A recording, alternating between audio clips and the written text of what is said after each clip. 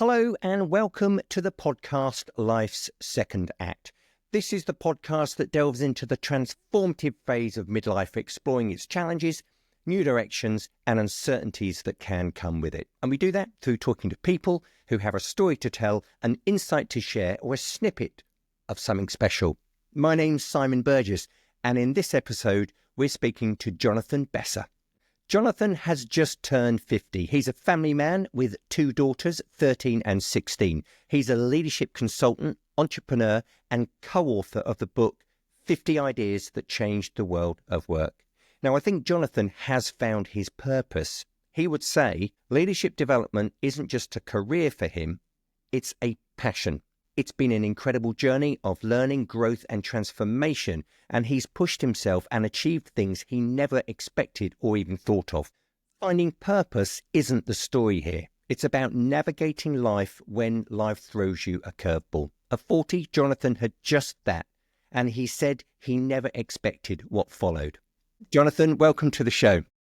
Thanks very much for having me, Simon, and for the nice introduction and overview. Absolutely right. Good stuff. Well, listen, there's a few things that I'd like to sort of unpick here today. One is that the unexpected benefits that came for you from that unexpected career shift at 40, navigating uncertainty and addressing your unexpected imposter syndrome, and how you challenged yourself and how you adapted to that change. And then, of course, if we could maybe finish on a little bit more about some of your experience with helping leaders and what maybe we can take from that into ourselves in midlife. 40, career shift, a real catalyst for change for you. Talk me through what happened at 40 and how you coped with that. It was an unexpected shift that was happening. I'd been working for an organisation, and due to an organisational restructure, my position was no longer available, and I got made redundant, which was an unexpected shift. I had two young children. My wife wasn't working. She was looking after our wonderful daughters who were young at the time, and had been supporting a friend who'd sadly just passed away at the time. So it was a bit of a surprise coming into where we were. I was coming into 40, and I should have known for myself that something wasn't quite right, because having always had big birthday parties for 21, 25, 30, I couldn't get excited about turning 40, wasn't planning, and despite all the enthusiasm that was coming in and the encouragement from friends and my wife, I couldn't. And then almost immediately, it was like a light bulb went off. I felt the pressure had lifted, as is often the situation here, and started organising a party. It was a shift. I had not expected to be not working at that stage. I'd always been in work from the age of mid-20s or so all the way through. Always moved up the career path pretty quickly, advancing up and then down, up and across and then up. And I found myself available, and I was looking for a new job, and I found I was kind of at a crunch point. So I established my leadership development company, which was something that I hadn't expected to do for 5 or 10 years. So many people, when they're coming into establishing a company, they're doing the dual track where they're doing their existing job, they're establishing, and the idea is that you go straight into where you are and what you're doing. It presented a lot of challenges, from creating my own website, which 10 years ago was a lot less easy than it is now, to writing the copy, to trying to walk two treads. One was to build the company, and also to look to get a full-time job, because reserve funds and the rest of it only goes so far. And to say it was a hard first year is an understatement. So when that happened, was the business already bubbling prior to that being made? No, I came from a standing start because it was unexpected, because it was a real surprise. I hadn't even registered a company or thought about what I was going to do. I hadn't expected it at all. And so, I took some time out to support the family and then set up my consulting firm.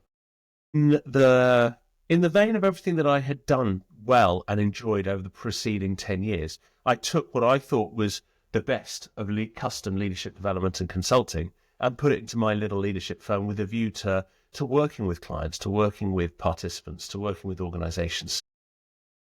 We're 10 years on now, so I can understand how it was obviously the right decision because you've been successful since then. But when that happened How did you feel at that moment when you didn't know what was down the line?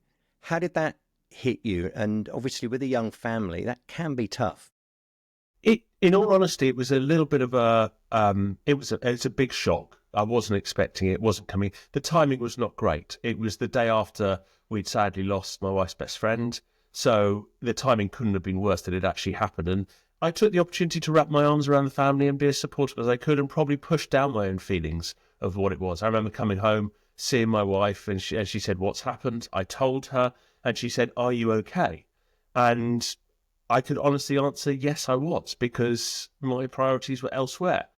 I think I've addressed those over the years. I've proved where we are and what I'm doing. I don't regret or worry about what's happened historically, but it was a shock. But I've always been very much the glass is half full kind of person, and Yeah. you move on and you make the best of the situation. And it was a hard first year. I think I earned about £3.50 trying to build the business, trying to establish the network, work out where we were going. And I honestly think I'm better for it. I'm absolutely someone who does not think that there's a bad situation if you can learn something from it, no matter how rocky the road is. I mean, you're obviously a very positive person, but it's not easy getting out your comfort zone. If you hadn't run a business or started a business prior to that, it was something new.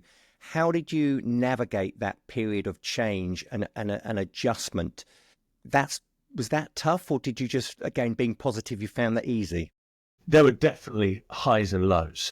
What am I doing? Why won't I be doing it? I was walking the dual path of looking for full-time work. I remember coming second in interviews with the only reason given that the other people had between 2 and 25 years more experience than I had. And you hold your head in your hands and say, what else can I do?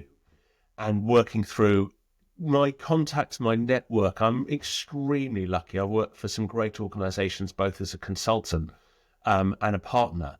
And I've always been very collaborative. And I've been really lucky that I've got such a large network of educators, business school professors, subject matter experts, ex-clients who I'm lucky to call friends and colleagues. And even now, I still spend a good deal of time talking with them because working on your own is a challenge. And I firmly believe that we are all better together. But the advice and the friendship and the support was invaluable. So I never really felt alone. And I did feel that it was, what else can I do? Kind of running on the same treadmill is challenging. And I'm sure lessons learned along the way that are subliminal, if nothing else. Well, what about childhood? Because I think growing up with parents that have a certain influence on us, how do you think that played into you coping and dealing with that? Was that a help or a hinder in terms of your upbringing, I suppose? What were your parents like? What was your upbringing? It's really interesting. It's a great question. So I have two highly successful, top of their field parents, now retired. Dad is still a doctor. He was a professor of endocrinology. Set a lot of the did some of the innovative work back in the day coming through. Mum was she was a barrister who became a Crown Court judge and most senior judge in the Royal Courts of Justice Children's Court for a long time. Both had very different personalities. Dad was very much a hard worker, grammar school boy who worked his way through on a scholarship, and Mum worked hard, but was really someone who was a bit like me, wasn't interested in the academic side until she started working, and then really flew. So I look like my father and I act like my mother, whereby my sister is the same. However, even to today, my parents still don't really understand what I do. I'm still continually explaining to them what I do and how I do it. And they're immensely proud of what I do and how I do it. And I have been a success. And the influence is there. So to answer the question, the influence around hard work, picking yourself up, keep it going. Resilience, I think, is what we're talking about. It's a much overused word. Resilience, ambidexterity is something that I think I do very well about. Moving into a situation, flex into where we are. It doesn't mean about giving in. It doesn't mean about sacrificing what you think is important or of value to you. It's about adapting to get the best from a situation and make the most for the benefit of everyone. Part of my ethos, whether I'm coaching, facilitating, consulting, writing, is about collaboration. We are better together. I'm much better to work with someone, understand their need. And frankly, if I'm not the right person, I'm much better to hold my hands up and say, let me introduce you to someone who can, because it's a much better collaboration and partnership. Now, imposter syndrome. Talk to me about imposter syndrome, because I understand that was something that you've had to work through and deal with. Now, talk me through when you realized this was getting in the way, paralyzing you. Talk me through that, and how did that feel? So recognizing my imposter syndrome has become a big part of myself. Frankly, it's still around. It's still there. I just have different techniques to work with it. So it was about in 2017, 18. Having been an informal coach and mentor to people for years, I'd never actually undergone coaching myself. And so invested in that and had a wonderful coach called Shauna McVeigh. And she lived relatively locally to me. And we'd spend a couple of hours every 2 weeks walking around Bushy Park, which is close to where I live, and talking. And once in the early stages, the identification was I'd like to be able to write and self-publish something on LinkedIn. Not a book, but an article. And we identified that I had an academic inferiority complex, which is what I called it, and Shauna very straightly called it as imposter syndrome. So it was the right time at the right place with the right phraseology and the right coach. Shauna introduced me to the syndrome. She introduced me to The Chimp Paradox by Dr. Steve Peters, which was a turning point. I remember reading this pretty thick book while we'd taken the kids abroad for the first time to Croatia on a holiday. And I remember sitting by the pool, devouring this book, and the light bulb went off. And from that platform, from that moment, the ability to recognize and understand allowed me to put coping mechanisms in place. And I still can seesaw between different feelings of across the imposter syndrome that I feel, often within the same 5 minutes or within the same conversation. And it's empowered me to talk to people. So when I'm facilitating, when I'm coaching, when I'm consulting, I'm able to talk to participants. I'm very open about it because I'm also a big believer in storytelling. I'm a huge proponent. It's a really strong basis. I was with a client in France last week, and a big part of it was some just manager individuals from across EMEA talking about imposter syndrome, about how I recognized it, how I often refer to it as the little devil on my shoulder that I'm flicking off or trying to capture. It's always there whispering in my ear. But if you can address it, you can identify it. I'm someone who's learned to lean into challenges and lean into emotions. If I have a moment where I'm off color or off peak, I try to metaphorically lean in to understand what's pushed me there and what's happening. And if I'm able to catch myself, I can do that. The same as I try to take a breath, and in that breath, I can almost recheck myself. Does that make sense? I hope. Yeah. So where did that complex come from, and what was it in the book that really triggered a change for you? Can you remember? I'm not sure I can remember exactly. However, maybe unfairly, I've certainly pinned a little bit on my poor father, who, in wanting to be the best he can with good intentions, I remember very clearly as a young boy, pre-teenager, putting my homework out, and we'd go through it in the morning. And while Dad was trying to help me be the best and help me learn and be involved in my education, I remember very clearly homework that was being corrected by him to do it. And so for a long time, part of my imposter syndrome was actually struggling to have people look at my work, looking at my own work. I can recognize now that I've put mechanisms in place whereby if I write something, I need to step back for 24 hours to be able to then have a look at it. And you can imagine setting up a company doing all of the base work, from writing the copy for a website, for writing proposals on your own, where you've got a peer network when you're in an organization.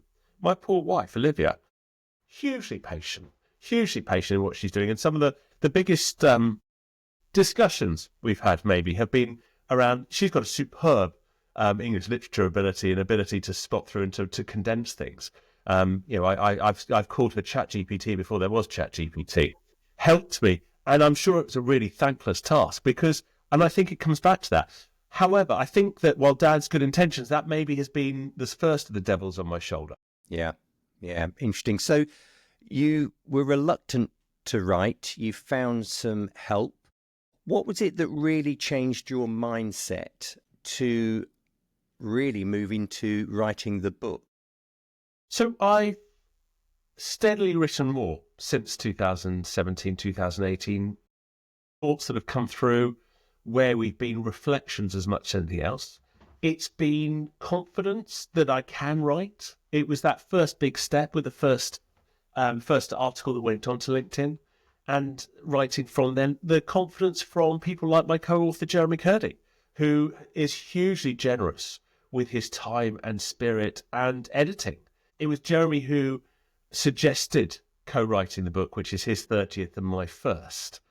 And it was Jeremy, who I worked with for a number of years, and we've worked together subsequently, who said, "You can do this, JB. This is what it'll be. I'll help you." And after some persuasion, we jumped into it and said yes.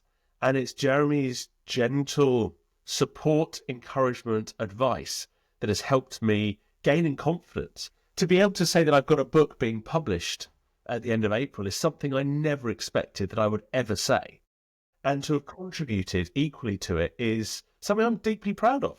How important is that support network when you're going through change, especially in midlife? How important is that support network to help move through these difficult periods, be it friends, colleagues?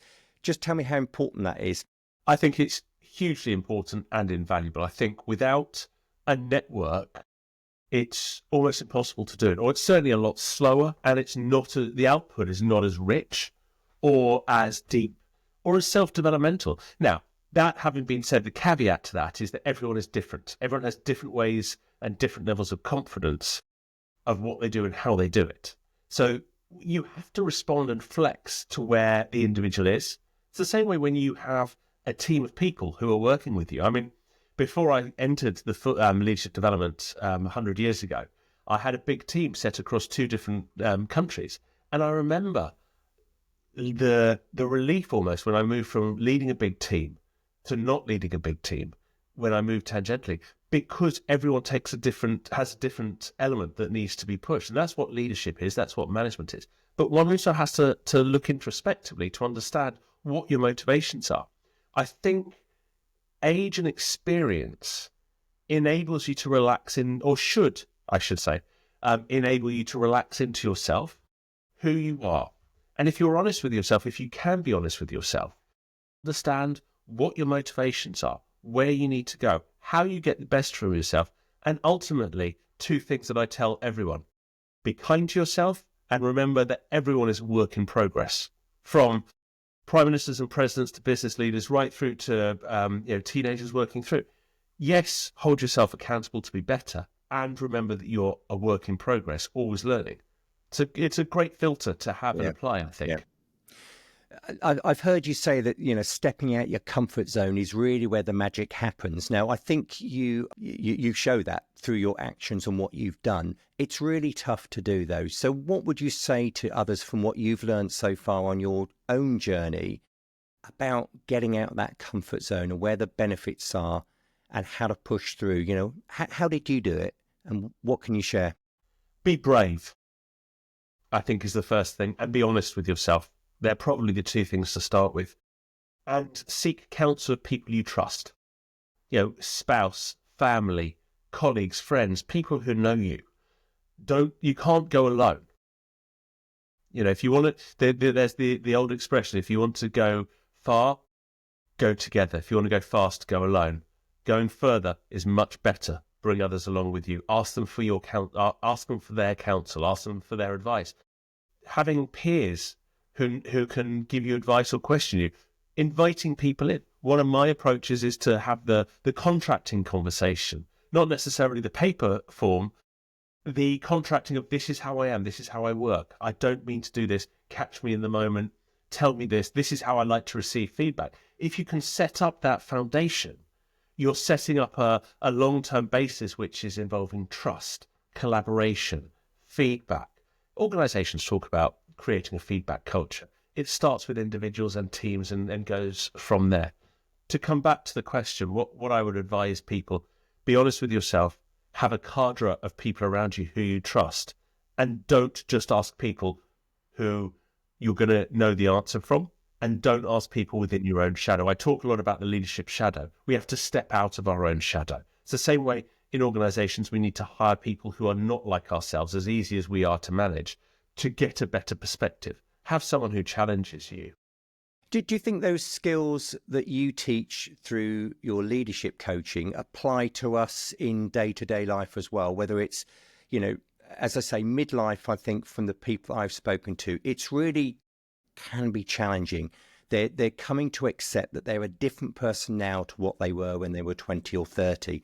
Do you think these kind of skills that you're talking about are really valuable to us, regardless of what job you do or whether you're just trying to manage a family? The short answer is absolutely 100% yes. And I think they are skills that flex and change through age, experience, and situations. So whether it be a job loss, whether it be changing career, whether it be a bereavement, whether it be challenging yourself from walking up Machu Picchu to writing a book or completing your first marathon, different influences come in. The skills are 100% there for everyone. It's about how honest you are with yourself. Do you think that gets easier as we get older, or do you think it's something that that we know that to be true? Do you think that gets a bit easier? I think one gets to know oneself better. Yeah. Whether one is more honest with oneself depends on who you are, your personalities. That you wear both hats. I think it's very easy to bluff yourself and to convince yourself with what it is. That's the reverse of imposter syndrome. I think the imposter syndrome tells you you're rubbish. Why would you be able to do that? Why are you even thinking about that? It's what the internal voice is telling you. Other people can tell you till they're pulling their hair out with frustration that you'll be brilliant, you can do this, etc. You have to believe it yourself. And sometimes you have to listen. And there's a difference between listening and hearing. I'm a big fan, again, of telling people you've got 2 ears and 1 mouth, use them in that proportion. And it works if you actually can actively listen to people and be present in what you're doing. And you have to be at the right stage. So I had coaching, talked to Shauna, was open and transparent, and we got to that stage at the right time. It may well have happened at another time. It could have happened. That was the right time, the right place. And there's always going to be an element of hindsight that's 50-50. Let's be honest about that. You've obviously learning and development is part of your blood. It's who you are. I've heard the expression before about always learning. We always need to be learning and pushing ourselves as we get older. Sometimes I feel quite energized with that at the age that I am. And I think, yes, I'm going to try that and I'm going to do that. And then other times it's just like, I just don't have the energy to sort of bring anything new into my life. What are the real benefits by us being inquisitive, being curious, and always trying to learn something? And does it matter what we're learning? I think it's important that you listen to the rhythm and the area of where you are. There are different phases of life. There are different cycles of the year where people have more energy. Some people really struggle from October, November through to March when it gets lighter. Different people with different times. As you get older, your body changes. You need different elements. You've got different external factors. So I think it's really important to learn and listen to yourself and your body and know what works for you. It's the same way I will often tell people, we are conditioned to always expect that we change job, we move up, we move up, we move up. But different times, or even the second half of your career, your second act, it's okay to say, do you know what? I'm at a level where I'm happy. I know what I'm doing. I can manage what I'm doing. My stress is okay, and I'm paid proportionally and happily. I'd much rather do that so I can go and learn to do ceramics, or I can spend more time with my elderly family. So I think it's important to recognize what's important to oneself, where you are, and also that you will have that time to go and learn something new at a different stage. You don't have to be doing it immediately. We don't have to get caught up in what other people are doing. And I guess all of that plays into helping to know more about yourself and giving you confidence that if you do start to learn more and get out of your comfort zone, that hopefully is another pillar to you're moving forward and not just being static. Because I think sometimes in midlife we can feel like we're sort of done.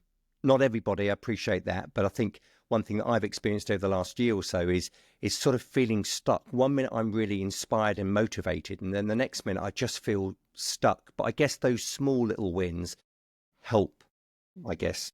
Absolutely. And I would also say that there's an element of leaning in to yourself. I talked about leaning into yourself before. If you feel stuck, if it feels like it's the wrong time, or it's, you can't motivate yourself to do something, go for a walk, take a week off, read a book, write a book, watch a movie, put your feet up, go for a swim, whatever it is that happens for you. I mean, to come back to the book, the writing the book was a massive challenge for me. I'm here in my office. I had the walls covered in flip chart paper with chapters that I was going to write up. And I was struggling to get into the rhythm of it. I was doing all the research and struggling to get into it. Had to find my own way to do that. I was writing about Taleb's Black Swans, and I ripped it up several times. And eventually I talked to Jeremy, and I said, I'm really struggling with this. This is what I think it is. And his advice actually is, as my peer coach, my friend and co-author, was to take a step back, go on to something else, come back to it later on. It was really good advice. And that chapter has actually become a bit of a pivot for me, because I took his advice, I took a step back, did a couple of other chapters, went and did some facilitation and consulting for someone else, came back to it, and it clicked. And I wrote it. I remember sending it off to Jeremy very nervously, saying, I've totally rewritten, I took your advice, this is what I've done, what do you think? Now, the first edit is going to be very different to where the chapter is in the book. However, it was kind of a pivot moment that I need to understand myself, I need to understand what I can do, and that I can overcome my own imposter syndrome, the little devil on my left shoulder. It's always on my left shoulder, the little devil of imposter syndrome. I should probably give it a name. It's never gone on the other side. What's the name on the other side of you? I think the other side is probably my belief. That maybe that's the smidge over to arrogance, where I'm feeling really confident that I'm trying to just keep it down. I'll have to think about that. But my point about that chapter is that represented to me a really important stage of moving and feeling that I had the forward motion, and I had to lean in to recognise what I was feeling. I was polishing the leaves on my plant rather than adapting into it. Doing anything that I could to get away from it, because there was that level of discomfort I was feeling. How can people lean into something when they feel uncomfortable with what they're leaning into? Because it's very easy when we talk like this that, well, we're going to lean into that, but sometimes maybe I don't want to particularly lean into that. Now, again, how do you break that down? What kind of strategies are there to help us move forward, keep moving forward, even when it's out that comfort zone? What can we do? First thing I'll say is it's extremely individual rather than independent. You have to understand yourself and what works for you, and that comes with experience. For me, I've been working nearly 30 years. It's about the experience that comes through from that, and being honest with yourself. For me, it's about getting out, so moving out of my office, going for a walk, talking it through with someone, a friend, a colleague, a peer. And also, I'm a big fan of a piece of paper with 4 squares on it. And that can work everything from addressing a challenge to leaning in to trying to work out whether you should take a job or leave a job. The 4 quadrants will change, but generally they are, what do I like? What do I don't like? What am I good at? What am I not good at? And if you can map that, it will really help. At the basis of that, journaling, writing down, talking through are consistent themes. Talking to a colleague, talking to a spouse, walking and talking. The ability to journal, most smartphones these days have a journaling app and really good dictation software where you can talk into it and it'll take it through to you. I must write every day. Really? Why? Write when you need to. Write when you need to get something out. And you can go months without writing, or dictating, or whatever your chosen mechanism is. The ability to channel your thoughts helps order them, whether it be the piece of paper with 4, whether it be journaling, whether it be talking. Often the act of just talking without an answer. I remember again with my wife, a very male-female split. In the early days, I don't need you to fix me, because I'm a fixer.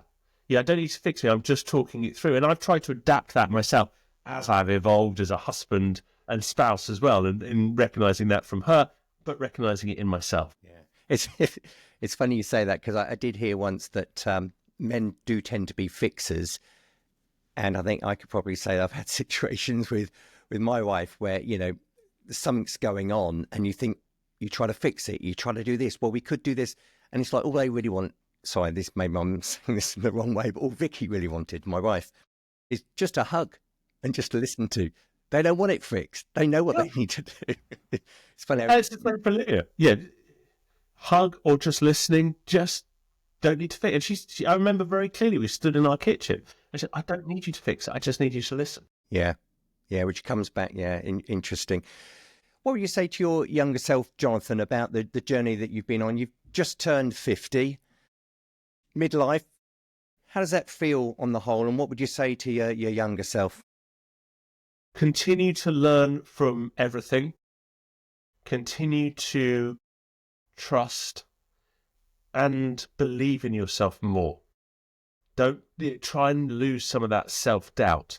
Now, I say that with hindsight. However, I believe that some of that journey, the self-doubt, the questioning, the insecurity, the imposter syndrome, have made me the person I am today. I'm not sure I would change that much historically, because it's made me where I am now. And I'm, as arrogant as it may sound, I'm quite pleased with where I am right now. I'm in a good place. I'd love to be richer. I'd love to be busier. I'd love to be thinner. I'd love to be fitter. And at the same time, life isn't perfect. And, I'm okay with where I am talking to you today. Yeah.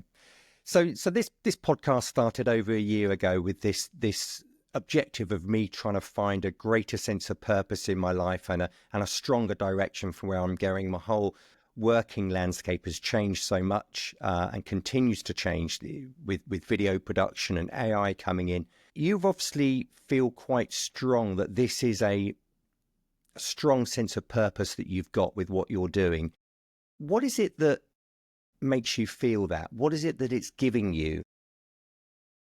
I really enjoy what I do, and I get that from being involved, the ability to collaborate, the ability to partner, seeing people get it. So, there's a rich feedback network when people work with you and you're helping them.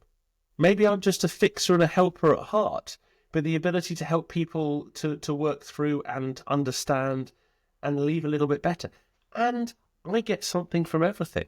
Whether I'm front of room, I always learn something from my co-facilitators or from the participants or about myself. A story that comes to the surface that I hadn't realized was there, a memory, something that's motivated me, or to hear a colleague's perception and the way they might think about something or challenge me on it. From the perpetual feedback I have from two teenagers, which is wonderful, and I wouldn't change, might tone it down very slightly. I think it's the opportunity to always be curious and to learn. I've never... Carol Dweck's growth mindset, there's a chapter in the book on it, but wonderful. We heard about it as a family when the kids were really little, about how we can try and help them in their curiosity. And I was delighted when I was working with a German banking client 10 years ago or so, just after I started working on for myself, to see that being brought into a business setting, about the growth mindset, about curiosity, about learning from where we are and about moving through. Fantastic. Well, just to sort of wrap up our conversation, you've written your first book, co-authored your first book, and that is coming out in April of 2025. Depending on when you listen to this, it might already be out. Just in a few lines, just tell me about the book. And is this the only book you're doing, or what's next? The book's called 50 Ideas That Change the World of Work. It is, as the title dictates, 50 chapters, and it's really, it's a bit like an anthology, a review of some of the big concepts that have changed the world of work as we go along, whether it be Taleb's about black swans, whether it be Grow as a coaching model, Sheryl Sandberg's Lean In. There are ideas that go across the spectrum that have really had a quintessential pivot point to change what we're doing. It's something that would be useful from a board member and CEO level right down to your new starter coming out. It's an ability to pick it up and, it's got similar sections all the way through. There's a format about the idea, how it works, where you can apply it, how to apply it, and further reading. It's a reference book. It's a go-to guide. It's something that we hope will be useful for everyone across the spectrum, being published in multiple languages, which is great. at the moment. We hope it lands well and we'll go from there. We've created a forum using LinkedIn, 450 Ideas, Change the World of Work. We'd love to hear from people about what they think of the next 50 that we can go through from there. Fortunate to be able to give a copy to my parents, who I only recently told about the book. It slipped out to the family around about Christmas. I had big ideas about, getting on a plane for 24 hours and copy of the book landing on their doorstep and then opening up with a big surprise. My wife and daughters persuaded me I should be a little bit kinder to that. Yeah, they're immensely proud of me, but the ability to do that and have them see it and see me, see what I can achieve, what I can do, because they've helped me along the journey. So were you a bit concerned that your father might read it and check it? And I know my father, when he listens to this, will deny it ever happened. And it didn't happen. It was, it was always it was always with best intent. I don't think he will. Dad doesn't understand what I do particularly, but he's very proud of what I do and how I do it, and that I've written a book. They both are. Well, fantastic. And we'll end on that. Jonathan, thank you so much for sharing a little bit about your personal journey and also some of those insights that you've learned along the way personally, but also what you're helping others to push through, especially with leaders. So thank you so much for your time. Really appreciate it. Thanks, Simon. Thanks for inviting me on, and thanks for a really great conversation. I've enjoyed it.